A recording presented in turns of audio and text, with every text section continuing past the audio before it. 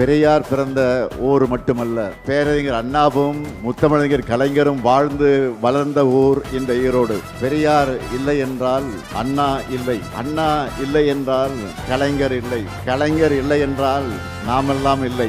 திராவிட பேரூர்ல நின்று நான் கேட்கிறேன், மீண்டும் திராவிட மாடல் ஆட்சிக்கு தயாரா?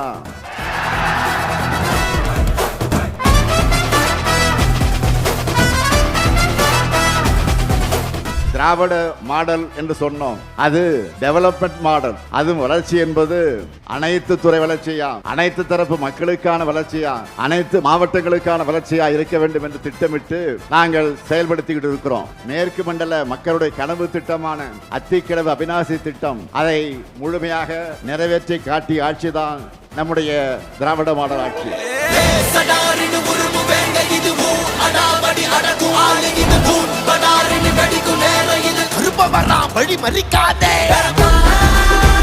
திராவிட மாடல் ஆட்சி அமைஞ்சதிலிருந்து நான் அதிக முறை வந்த மாவட்டம் எது தெரியுமா? இந்த கோவை மாவட்டம் தான்.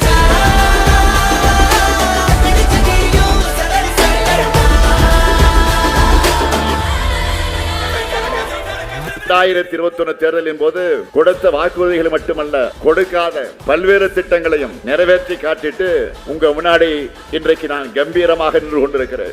பெரிய பட்ஜெட் தயாரிக்கிற போது தமிழ்நாட்டை மொத்தமாக மறந்துடுவாங்க. நீங்க என்னதான் திட்டம் போட்டு எங்க வளர்ச்சியை தடுத்தாலும் என் மக்களுக்கான திட்டங்களை இந்த முத்துவேல் கருணாநிதி ஸ்டாலின் கொடுத்துக்கிட்டே இருப்பான். அமைய இருக்கக்கூடிய திராவிட மாடல் 2.0 ஆட்சியில எங்க சாதனைகளை நாங்களே முறியடிக்கும் வகையிலான ஆட்சியை நாங்கள் நடத்த போறோம். வெல்வோம் ஒன்றாக.